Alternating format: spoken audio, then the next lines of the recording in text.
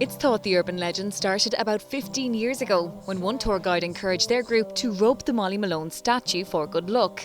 Since then, it's become somewhat of a modern tradition among tourists in Dublin's fair city.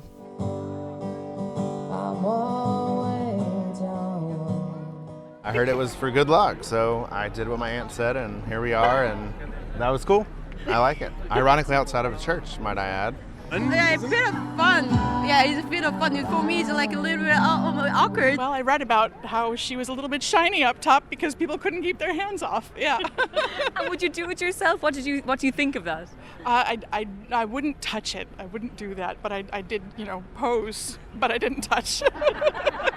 But the constant wear and tear has damaged the statue on Suffolk Street, causing discoloration. It's a worldwide phenomenon that statues which are easily accessible to the public are touched, and it's male, female, animals, and I suppose people can be a bit upset about where they're touched, but it's touching it all that we're kind of drawing the line at. In May, Dublin City Council ran a pilot scheme where stewards asked people not to touch Molly Malone. But once the scheme was over, the tradition continued. Now the council is looking at different ways to protect Dublin's most famous fishmonger.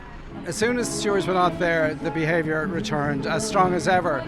So we're now just going to consider putting some planters around and see does that discourage people. That worked very well at the portal.